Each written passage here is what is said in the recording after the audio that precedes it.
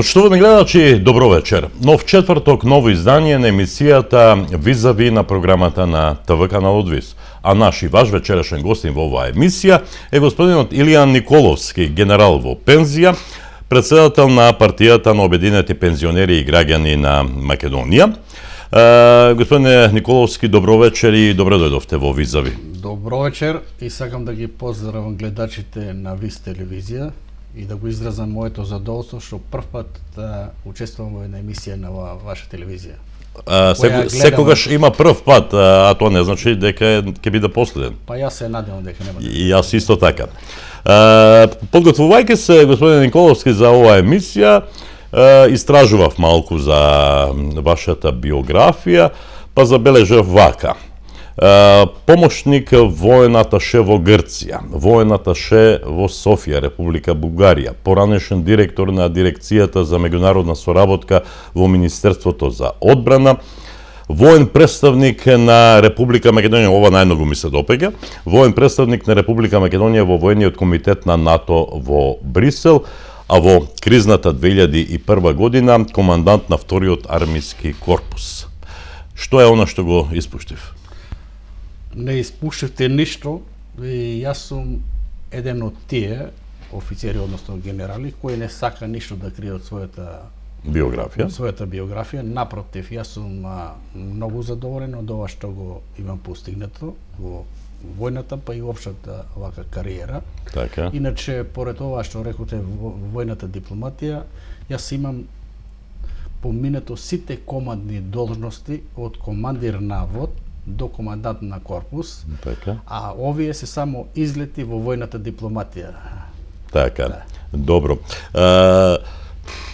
Воен представник на Република Македонија во војниот комитет на НАТО во Брисел. Неодамна прочитав дека Македонија веќе нема таков представник во НАТО во Брисел. Дали е тоа така? За жал, тоа е така.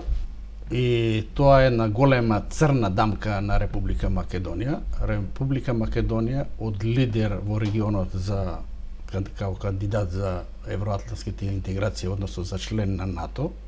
Тоа е многу несериозно. Ние скоро веќе 2 години немаме воен представник во војниот комитет во Брисел во НАТО. И не само што немаме воен представник, него ние во овој момент немаме ни едно воено лице во Брисел, а да не зборуваме за МОНС. За вашите гледачи да потсетам, мисијата на Република Македонија во НАТО има 3 дела. Тоа е политички дел или политичка секција, одбранбен дел или одбранбена секција и воен дел на чие чело стои војни представник во војниот комитет на НАТО. Вообичаено тоа е генерал и еднаш месечно најмалце има составок на војниот комитет во НАТО. И сега оваа столче во Брисел е празно од Република Македонија. И сега кога реков не само тоа, значи војниот дел број, јас кога бев представник беа 5 војни лица, 5 до 7 војни лица. Во одбранбениот дел така се вообичаено луѓе од Министерството за одбрана и понекогу од Министерството за надворешни работи, а во политичкиот дел тоа се исклучиво лица од Министерството за надворешни работи. Во одбранбениот дел за среќа имаме само еден човек сега. Значи тоа е едно тотално несериозно и не само тоа. Република Македонија во овој момент еден дел од војната дипломатија нема, а тоа се војно-дипломатски представници. Освен во САД до август и тамо немаме, никаде во овој момент ние немаме војни представници. Јас знам дека е дипломатијата скапа работа, меѓутоа е многу важна. Ако немаат пари, треба да кажат. Тоа е толку несериозно и толку црна дамка за Република. Да, ама помалку е нејасно, ако сме аспиранти за членство во НАТО алијансата, тогаш е неразбиливо зошто да ги немаме тие луѓе, зошто да немаме одбранбена дипломатија. Тоа е еден од показателите што вака во политичкиот жаргон има политичари, аналитичари кои викаат дека актуелното раководство во Република Македонија не сака, јавно се декларира дека сака во НАТО, сака во Европската Унија, меѓутоа потајно не сака.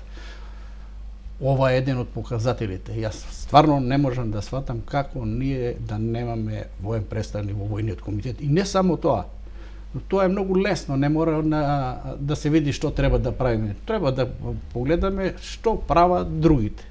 Да погледаме другите земји, таа величина како што е Република Македонија, што имаат во НАТО, што имаат од војната дипломатија во соседните земји. Вие замислите, ние во соседните земји исто така немаме воен представник, немаме во Бугарија, немаме во Грција, немаме во Албанија, немаме во Србија, а едно време имаме во Црна Гора и имаме сега еден патувачки нерезидентен воен аташе за Косово, Црна Гора и Босна и Херцеговина.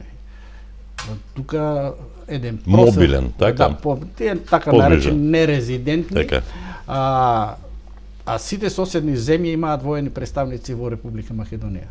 И не треба тука многу филозофија, треба да се погледне само што другите работат. Јас многу пати го имам тоа кажано и кога доаѓале воени делегации, не треба тука филозофија. Погледате составот на воената делегација или делегацијата на Министерството од одбрана од одредена земја, аналогно на тоа ние составуваме нашата делегација. Меѓутоа, ние сме имале ситуации, може да замислите, Весли Кларк доаѓа во Република Македонија, од нашата страна, сега мора да го споменам покојник Љусев, па Чатмова, така едно друштво, а ни еден генерал нема на разговор. Јас викам, вие го подценувате гостинот. Значи, така.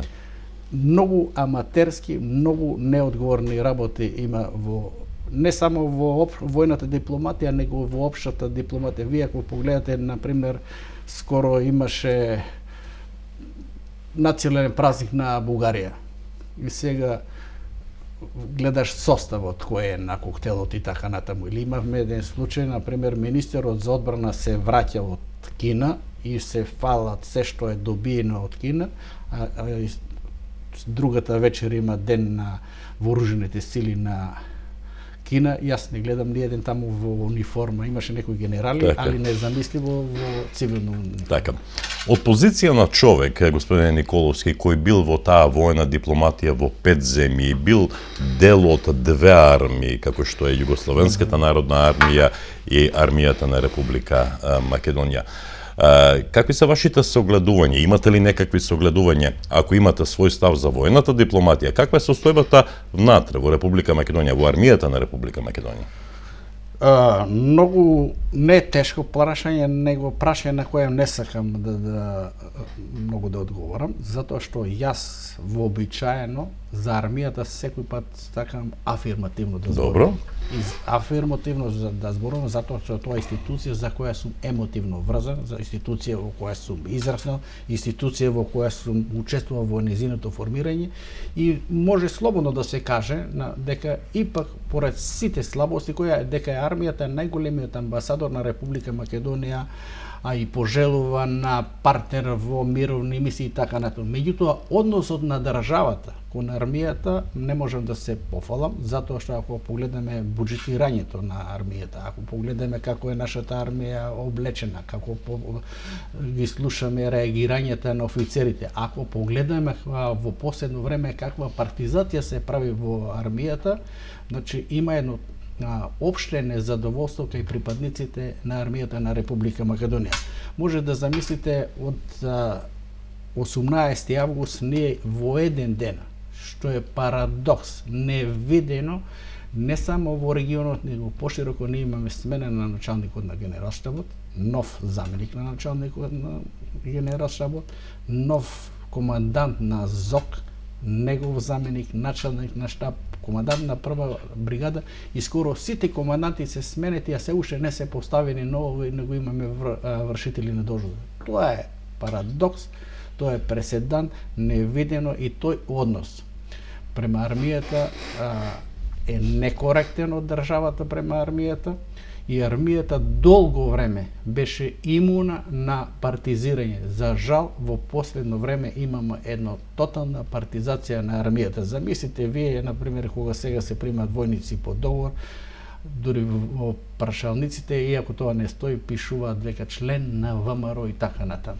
Значи, и овие општинските комитети или местните комитети на ВМРО ги известуваат дали се примени во армијата и кој ќе биде примен.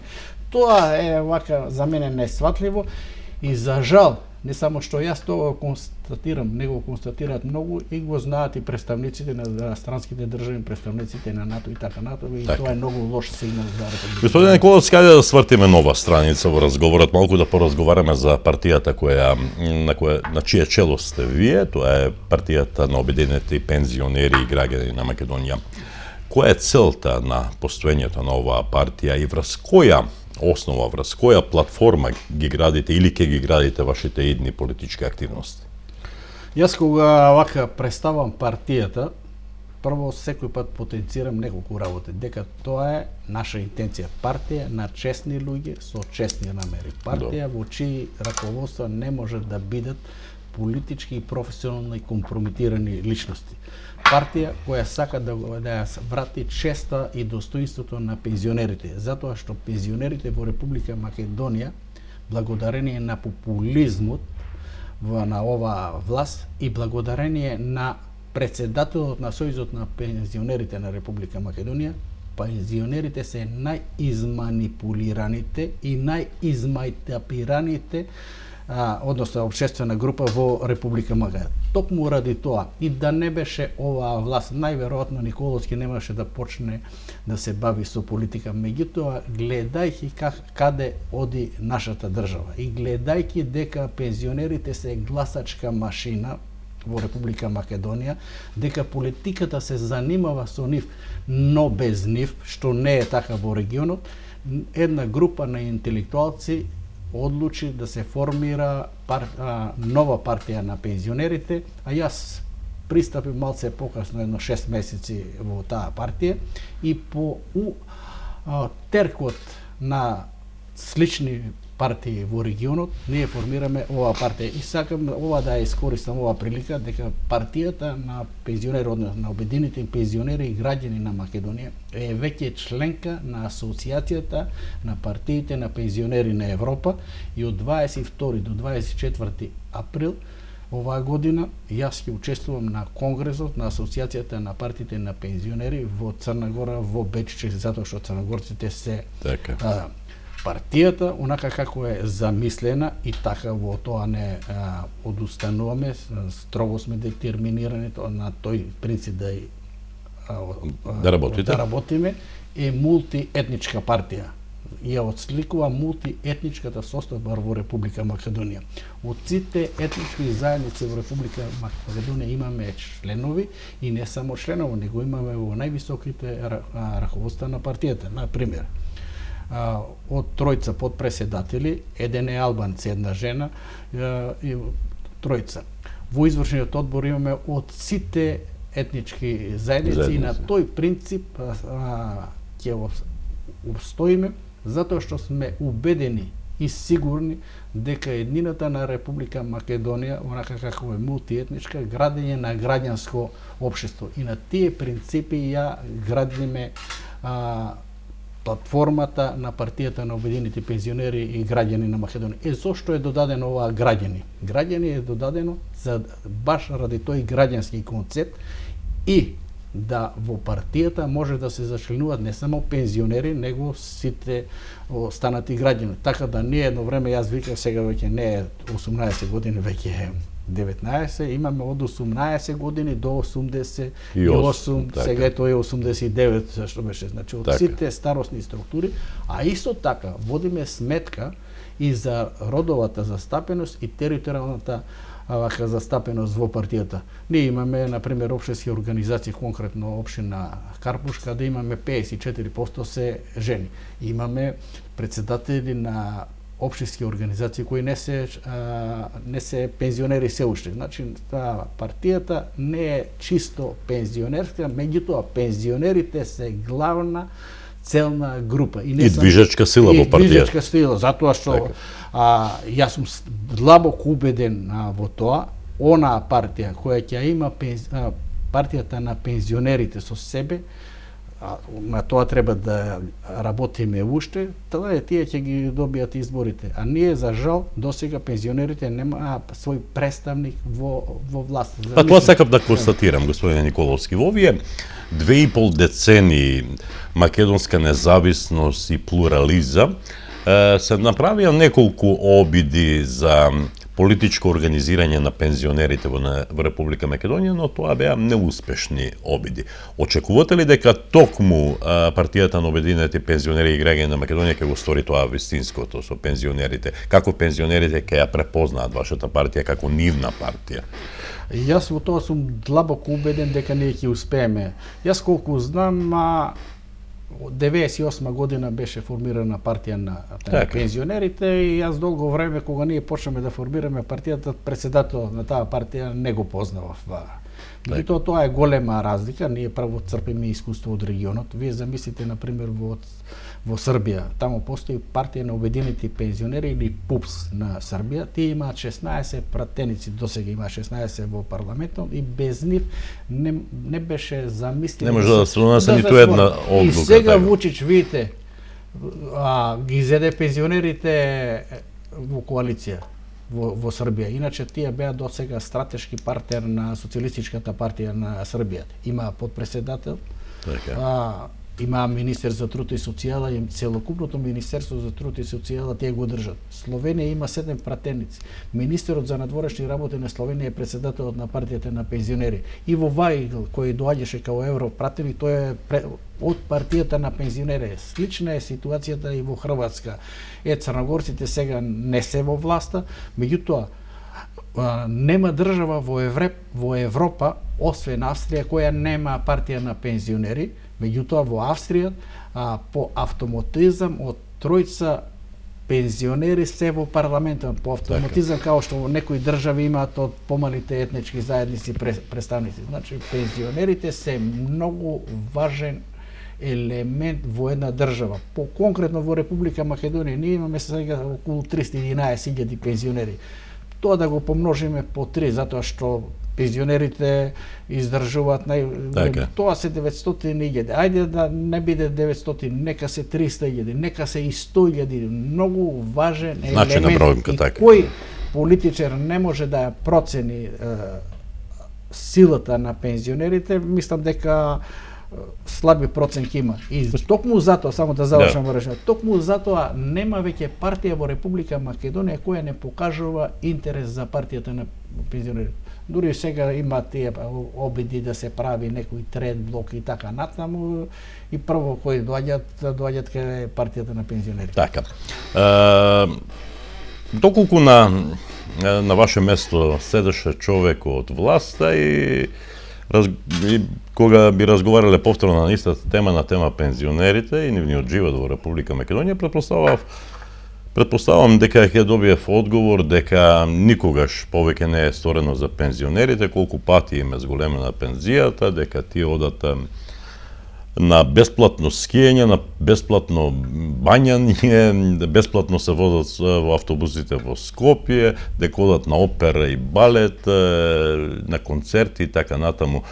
Вие велите дека е тоа популизам. Каде е вистината? Тоа е чист популизам, не само представник на власта да седеше овде, него да седеше и председателот на Сојузот на пензионерите и тој ќе го изразеше своето задоволство што е направено за пензионерите. Прво, ние како партија сме загрижени и тоа многу загрижени за состојбата во пензискиот фонд.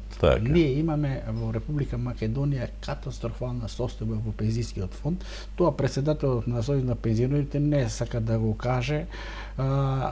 Он вика важно да се примаат. Да, излеза дури информација дека со проблеми и во приватните пензиски фондови. И во приватните пензиски фондови. Ако ние погледаме овака, ние имаме сега ситуација 423.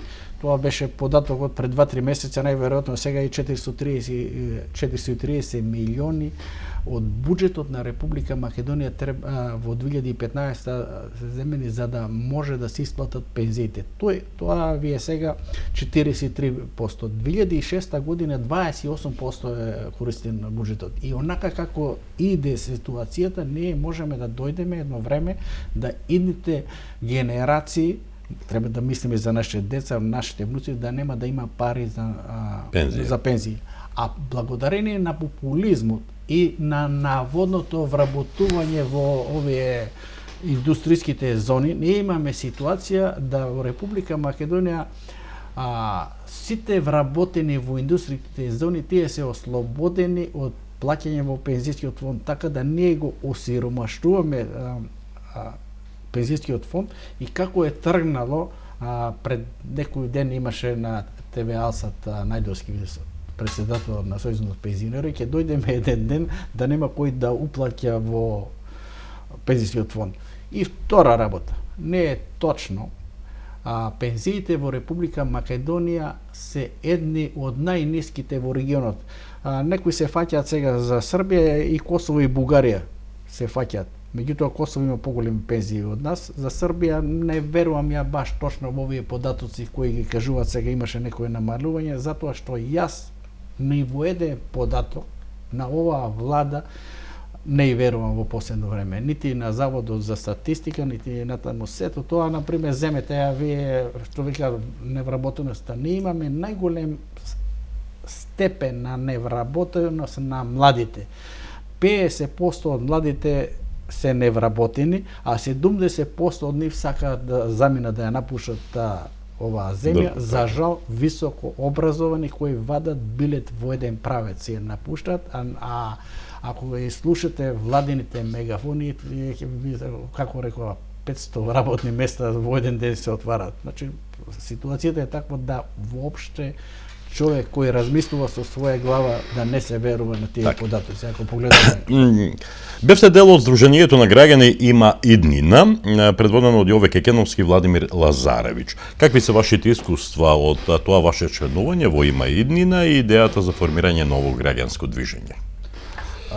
Јас мора да демантирам така? Дека јас не сум бил член од тоа здружение и јас бев така лиферува. Така лиферува, дури медиумите, долго време порталите. Кога се вршеше промоција, се покажував јас бев поканат на првата пресконференција, а на мене ми беше речено дека е трибина, јас ми се допадна идејата и реков дека сакам да дојдам таму и да кажам нешто. Да дадете свој придонес. Да дадам свој придонес. Кога дојдов во салата во Holiday Inn, гледам и на мене ме викаат ти си трет говорник.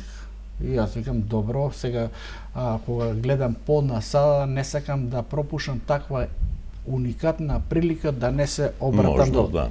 И ја искористив оваа прилика и придонесов за афирмација на оваа здружение Има иднина и уште еднаш или два пати учествував на нивни трибини. Да.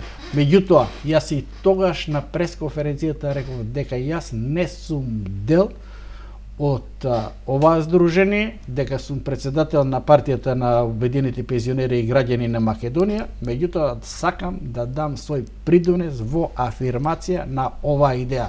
И зошто сакав да дадам придонес? Тогаш посебно потенцирав, сакав на македонската јавност тогаш да ја кажам дека не се само СДС и опозицијата против оваа власт, дека се јавуваат нови звезди на оваа македонско тло, нови противници, а овие што беа, односно и се Има иднина, тоа беа едни од перијаниците на ВМРО, на високи позиции. И токму ради тоа сакам во промовирањето да учествувам и да покажеме дека има и многу противници против ова власт. Така, неодамна јавноста беше запознаена дека партијата на Обединети пензионери и граѓани на Македонија се приклонува кон опозициониот блок во Република Македонија. Зошто?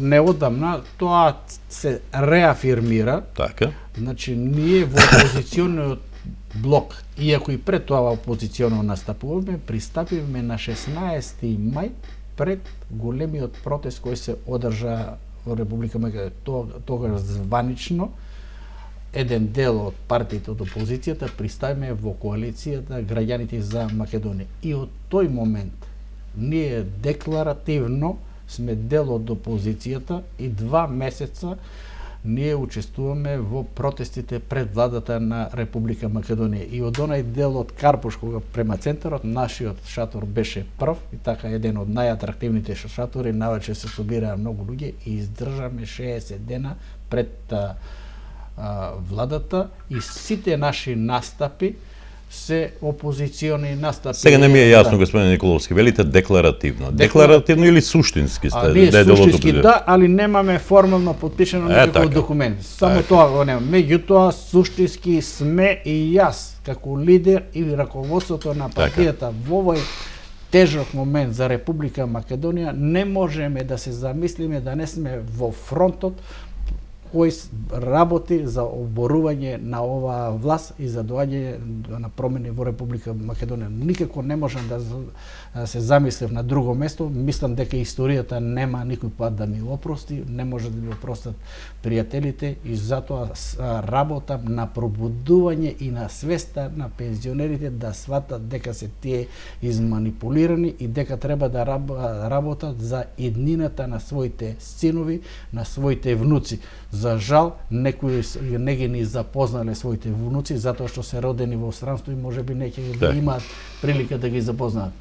Одиме понатаму. Јас сум граѓанин кој не сака да шепоти и да го исклучува својот телефон. Тоа се ваши зборови, господине Николовски.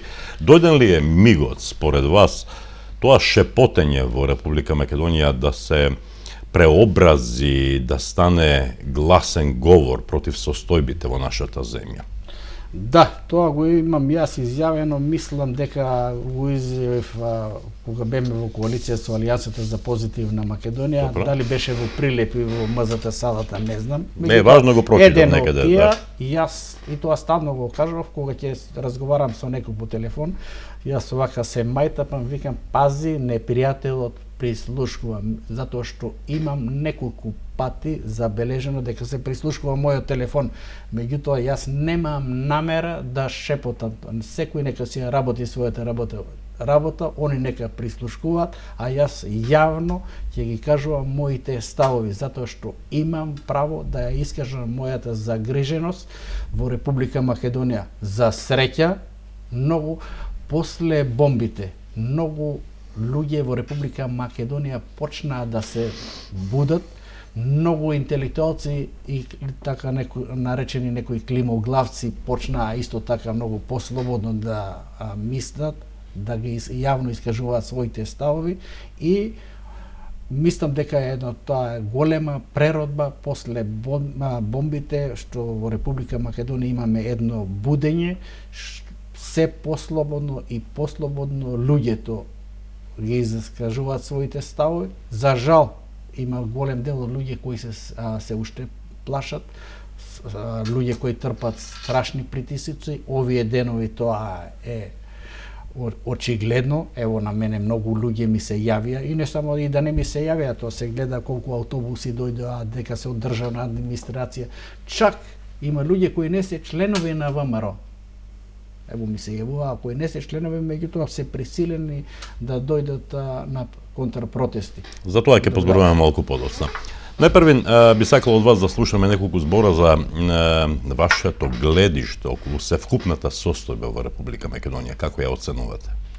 Јас можда би било контрпродуктивно моето гледиште да го кажам. Јас ќе го кажам на Значајно сечие гледиште. Сечие гледиште, јас можам да ги кажам гледиштата на независни експерти, на независни институти во Европа и пошироко. Ево, да земеме, скоро пред месец дена излеже на анализа во Словенија постои еден институт кој ги прати состојбите на Блискиот Исток и на Балканот. И повремено за сите држави пред избори и така натаму се даваат анализи за состојбите во државата, во одредена држава. Мислам дека и гостуваше на тој институт и лидерот на опозицијата Заев пред неколку месеци. И таа анализа, првата реченица од таму отприлike дека во Република Македонија владее непотизам. Понатаму дека во Република Македонија владее сиромаштија. Дека во Република Македонија има голема невработеност, дека во Република Македонија не постои транспарентност, дека во Република Македонија има девастирање на целокупниот систем, дека во Република Македонија имаме лажен повеќе партиски систем, дека во Република Македонија има големо влијание, има тајните служби, односно УБК, дека Република Македонија сега има опште прифатен израз дека Република Македонија е заробена држава, дека Република Македонија е земја со неизвестна иднина и така натаму. Сега било кој овој од тие елементи ако изанализираме, ево да земеме сиромаштија.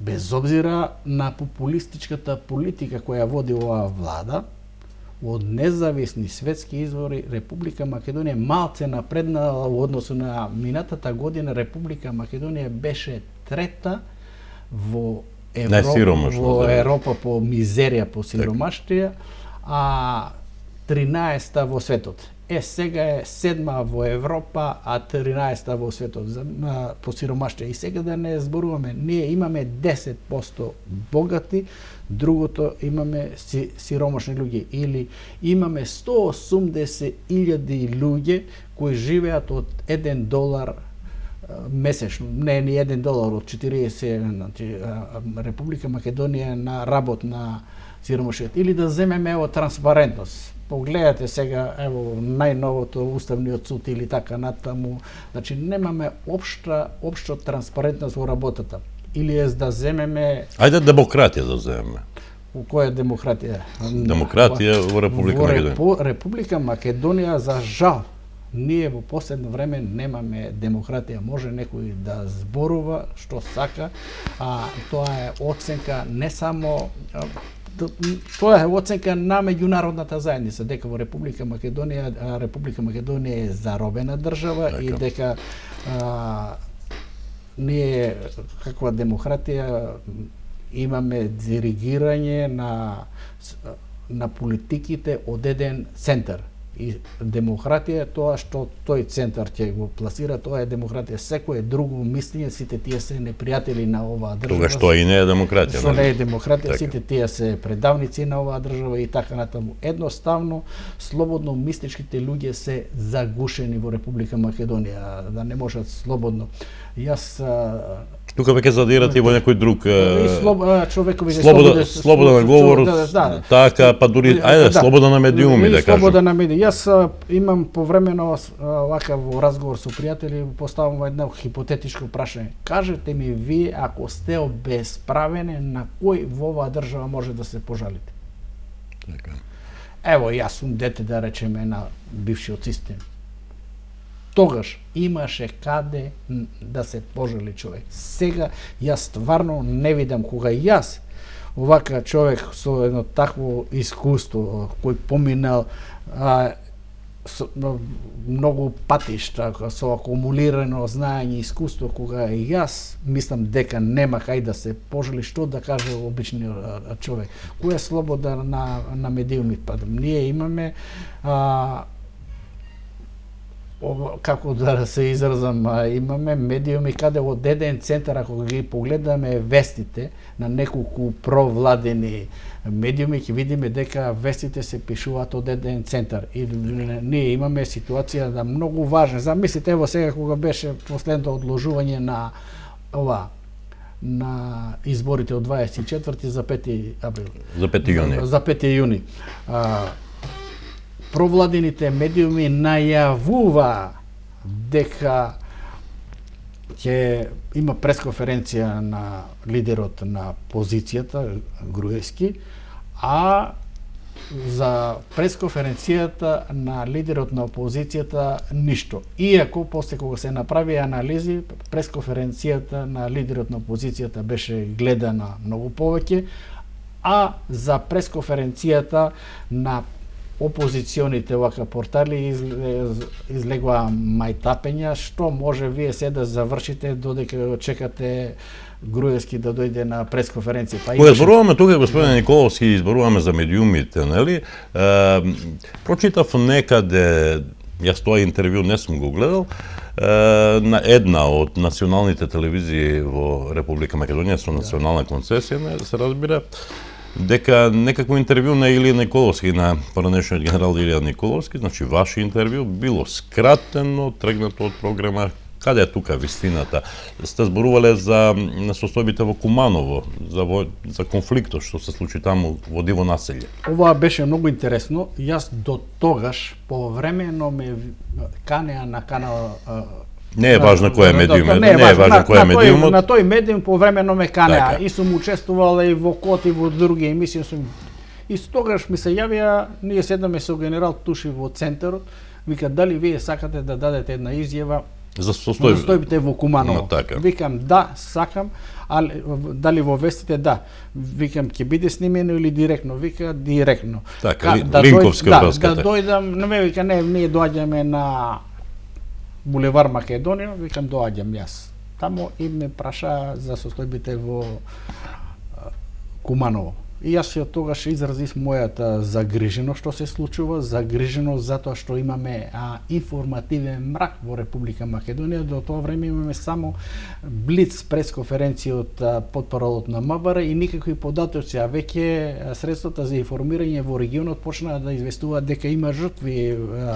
Дури амбасадата на САД дека има жртви и јас овака и го изразив својата загриженост од непрофесионалноста на акцијата која се води. Веќе не можам ни да замислам ако веќе има жртви и не можам ни да замислам ако некој провалила акцијата и најверојатно испаднала од контрола на овие кои менаџираат кризата. И заради тоа имаме полицајците се изложени како живо топовско месо. Така. И изразив загриженост, односно една анализа дека никој во регионот нема во овој момент интерес да ја дестабилизира Македонија, дека ако некој може да оди во Авганистан и така натаму надвор да се бори за пари, зашто не би можел да во Македонија. Да, онај момент тој став дека тоа биле платеници. Тоа беше платеници и денеска. Тоа беше моето прашање. Значи настрана тоа каква била вашата изјава. Таа изјава се случува во моментот кога се случува диво населје. Сега, од денешен аспект, како гледате на случувањата во Гошинци и Куманово? Па јас и за Гошинци... Откако сте направиле, предпоставувам, професионални анализи, како поранешен генерал. И за Гошинци имаше вака една трибина на брзина се организира, јас задов и тогаш една изјава за Гошинци и беше карактеристично дека има некој нова дефиниција за тероризам, иако има повеќе, дека тоа е хуман тероризам. Ако постои таков, Ако постои, викам, хуман тероризам под наводници и постави прашање. Прво, кој ги изброил дека се 40? Второ, како е возможно на една карула да има 120 пушки? Кој ги оставил тие? Зошто се од војничка гледна точка? И како се тројца врзани, еден оставен, за да се пушат и така натаму, дека е тоа многу индикативно. И после се покажа за за кратко време дека тоа оружје од Гошинци некој намерно го оставил затоа што тие го земеа тоа Гошинци. И јас тогаш мислев и сега сум тоа длабоко убеден дека ова за да се расчисти мора да постои меѓународна истрага за Куманово, затоа што се покажа дека специјалните служби на Република Македонија се вмешани во креирањето на оваа криза. И најдобар индикатор за сето тоа падна оставките на министерот за внатрешни работи и шефот на тајната полиција и колатерална штета миле ми текна. Тоа е многу јасно, иако тогашната министерка викаше дека е тоа многу успешна акција, меѓутоа акцијата не е успешна затоа што такви врвни полицајци, односно специјалисти како се специјалните единици на полицијата, да ги некои наведе да погинат 8 луѓе, тоа за мене не е никаков успех. И цена, и длабокото сум убеден дека диво населје ќе мора да се расчисти. Се согласувам дека треба да се расчисти. Ајде да одиме на актуелните случувања во Република Македонија. Како ја оценувате вчерашната одлука на Уставниот суд и сите состојби надвор од зградата на Уставниот суд? Протестот, контрапротестот? Прво одмах да ви кажам дека јас учествував во неколку протести пред Уставниот суд и партијата на обединените пензионери и граѓани на Македонија учествуваше во протестот. Не можеме да замислиме да не учествуваме во тој протест и беше импозантна гледката, може да шпекулираат колку сакат, ја мислам 10.000 луѓе дека имаше на тој протест. За жал, феноменот, ја стално го викам феноменот контра и во оваа прилика беше активиран тој феномен контра и добро е што не дојде до судир измеѓу, иако некои мислат дека требаше да се остане да таму. се остане и така Так. натаму, мислам дека немаше да се промени тоа. Колку да сакам да бидам пристоен и благ во оценките, јас би рекол тоа е страшен вулгаризам или перверзија на Уставниот суд на Република Македонија, ако може да се нарече Уставен суд, затоа што таму во тој Уставен суд седат еден дел некадърници, партиски послушници и ова е страшен шамар за Република Македонија, за правниот систем во Република Македонија и уопште за Република Македонија на меѓународната сцена. Некој напиша, мисля дека Вајхаутен напиша дека Македонија е 10 светлосни години Далеку од Европската унија. Од Европската унија. Так. Ако некој и добро мислеше на Република Македонија, до тоа не смееше да дојде. Ево, сега му шанса на председателот на државата да ја испере својата совест за се до сега што работил, ево му шанса да Верувате ли дека до тоа може да дојде? Тешко дека може да дојде, меѓутоа ако до тоа дојде, јас ќе бидам еден од најжестоките противници, тоа јавно против него и не знам како ќе се однесува ако до тоа дојде. Ова не би смеело да дојде. Меѓутоа и да дојде, не може 80 или 100 луѓе поединечно он да ги помилува. Ова е шанса, као што синоќа, ако не знам дали сте гледале на Алсат, Оливера Трајковска беше со Муслив, ова е најверојатно сега и шанса за прочистување на ВМРО. Значи, они признаа дека учествувале. Да, тоа го вели и Да, опозицијата. Значи, Значи, со таа одлука на они- Уставниот суд, Груевски ги признава нерегуларностите признаа во... криминалите, Така. најтешките криминали во Изборен. лажирање, изборен криминал во лажирање Така. на овие избори. Значи, они признаа и сакаат да превенират. Меѓутоа, тоа им е и шанса на нив да извршат само прочистување во партијата. Сега ќе видиме, ако председател некој помилува, кој тоа ќе биде жртвуван од нив. Не може сите да ги помилува, али некој ќе жртвува ако дојде до тоа и тоа ќе направат некое самопрочистување. Меѓутоа сите кои размислуваат со своја глава, јас се слушам од Сабале вака тие контактни емисија, луѓето се тотално разочарано. И ако и погледате и насловите и академикот Камбовски и така натаму, ние стварно имаме ерозија на правниот систем во Република Македонија. И кој може веќе да верува во овие уставни суди, некадърници? Погледнете, прво е срамота кои дошле да бидат уставни суди. Уставните суди треба да бидат цветот во правната наука.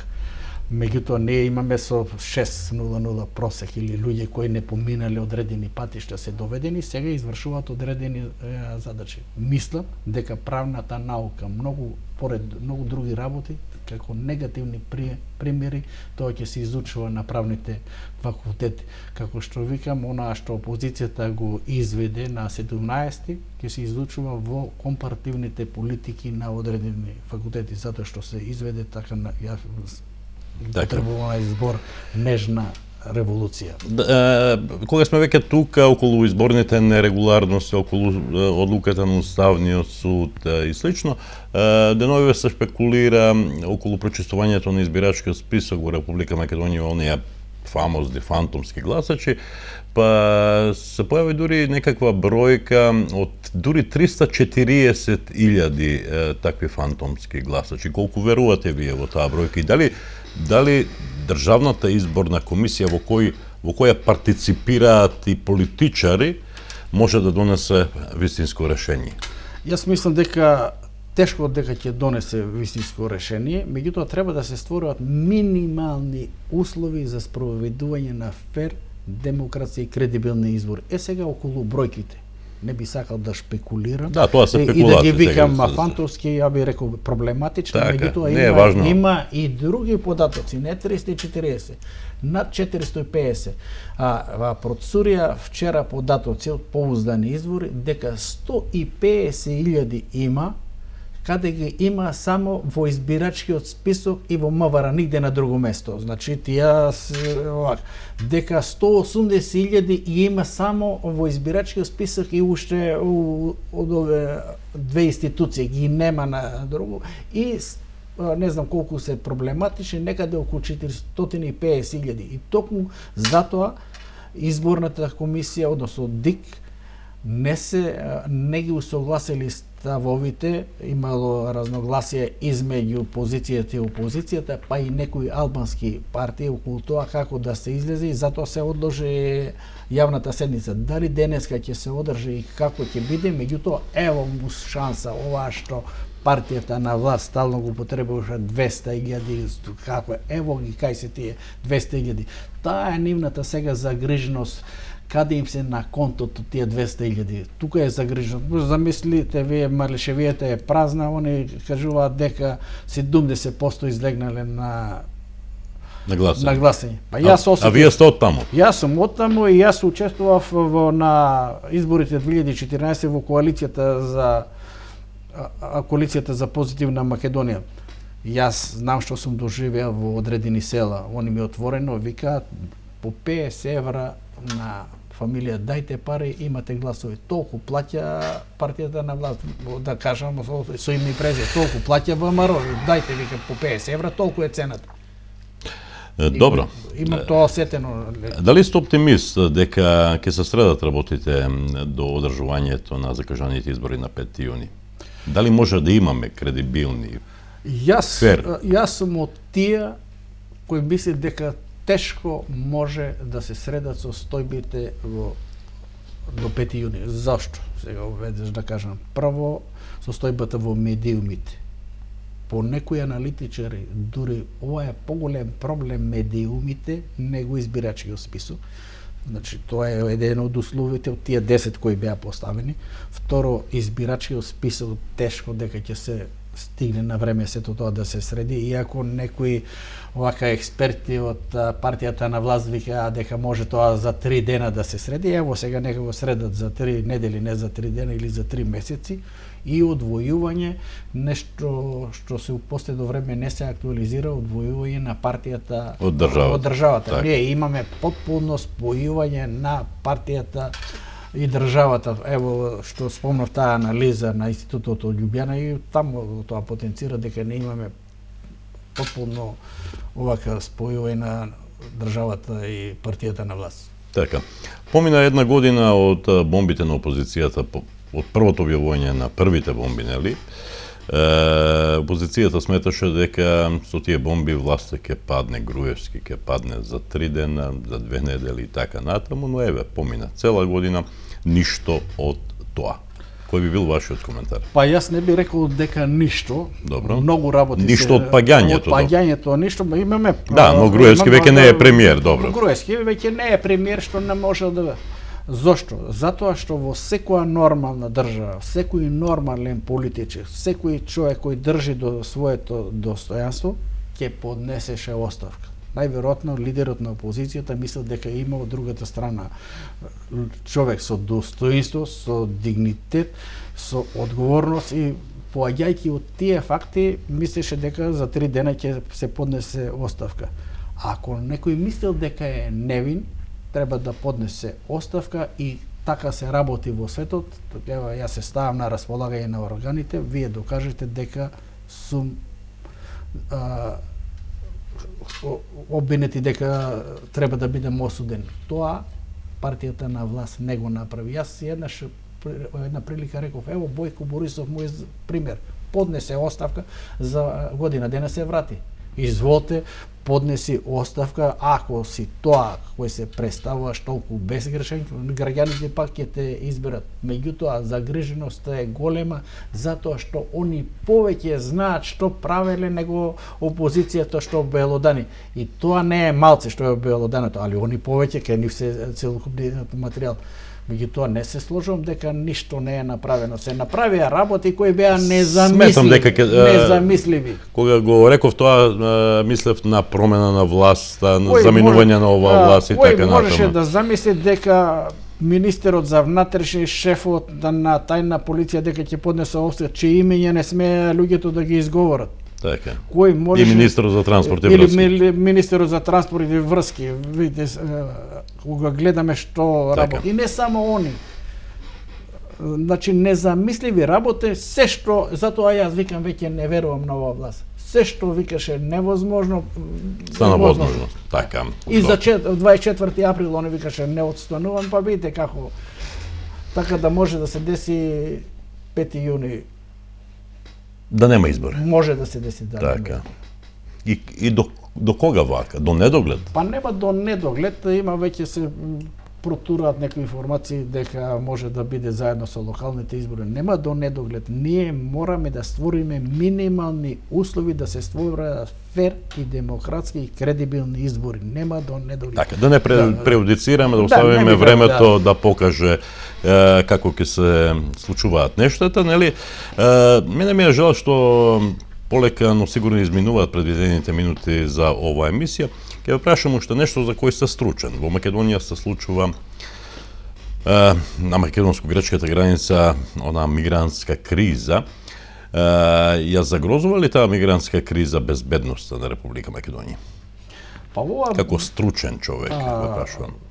Ова што се случи и што се случува со бегалската криза, тоа ни една разузнавачка служба не можеше да предвиди дека во таков размер ќе се случува.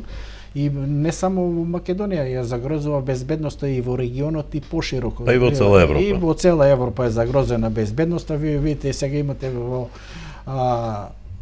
Германија, во градови каде патрулира шеријатска полиција и така натаму, значи има тешки последици опште по безбедноста во регионот, иако од друга страна мора да се почитува човековите права, секоја држава има обврска ако некој се појавува дека е избеглица од кризен, односно од регион каде што се војува треба да бидат прифатени и така натаму. Меѓутоа Република Македонија треба да се држи према принципите и правилата на Европската Унија, а не према принципите и правилата на одредени земји поединечни, затоа што иако имаме единствена одбранбена и безбедносна политика, некои земји во Европа него тоа почитуваат, така да и во Европа има проблеми околу тоа и да водиме ипак сметка за тие луѓе кои поминуваат или се појавуваат, да нивната безбедност биде колку е возможно да тие бидат заштитени. Јас ипак за досега, исклучувајќи го во почеток кога имаше криминал и така натаму, мора да пофалам владата на Република Македонија дека досега се успешно справуваше со бегалската криза. Треба да се направи се што е возможно да не се дозволи да се формираат кампови на територијата на Република Македонија и треба да се соработува со сите специјални служби на сите нивоа со земјите во регионот, па и пошироко. И за самиот крај, господин Николовски, едно прашање, има ли шанса Република Македонија? Има ли иднина ова наша земја? И каде ја гледат ако одговорот е да? Кај Никола Груевски, кај Зоран Заев или кај некој трет? Во ВМРО да помене, во СДСМ или во некоја трета политичка опција? Да нема иднина, ја не би се нафатил да се занимавам со политика. Меѓутоа, иднината не ја гледам со оваа влада која е сега на чело на Република Македонија. Јас викам аздисана, само бандисана влада која ги изгубила своите идеали, шитејќи ги своите лични интереси и така натаму. Значи, со оваа влада не гледам иднина, напротив, се плашам за иднината на државата како. Треба да дојде нова опција. Новата опција во овој момент е опозицијата, партиите на опозицијата. Мислам дека за трета опција во овој момент нема услови во Република Македонија. Иако некои мислат да, овој изборен модел како е сега во Република Македонија, трета опција не би можела.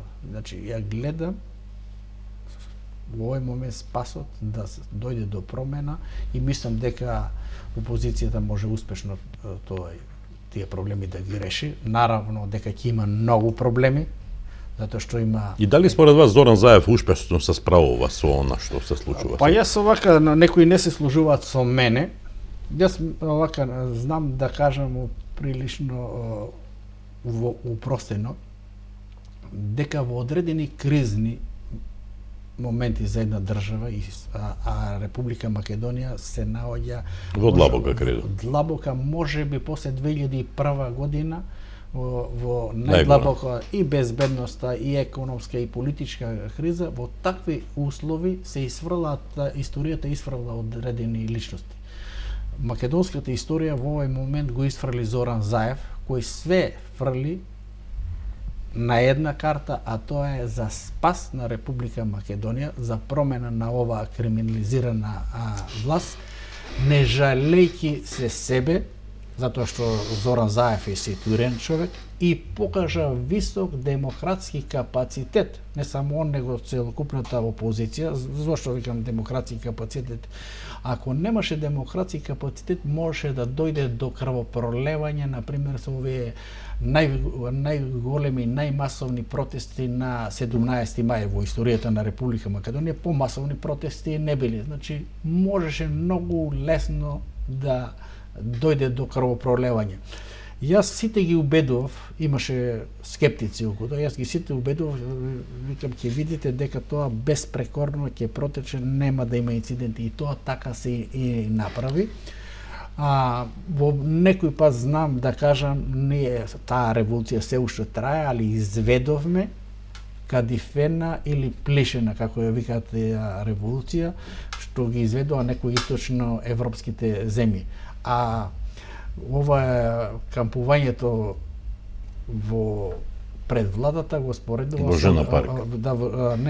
пред владата го споредува со градот на вистината во Софија, кога паѓаше режимот на Тодор Живков. Јас тогаш бев во воената ше во Софија. Ама и тогаш се случија контрапротести, контракамп и така натаму. Па толку се тие контрапротести, нашата актуелна власт го имитира Чаушеску или Милошевиќ. Меѓутоа знаеме како заврши Чаушеску, знаеме како заврши Милошевиќ. Тоа се нивни измислици, тие контрпротести, со тоа што ние во Република Македонија тоа до совршенство иде. Јас што викам, до перфекционизам исто од 2011 навама до перфекционизам се имаме крадење на гласови, тоа го усовршија. Така да и тие контрпротести се вчера се јавува Гром.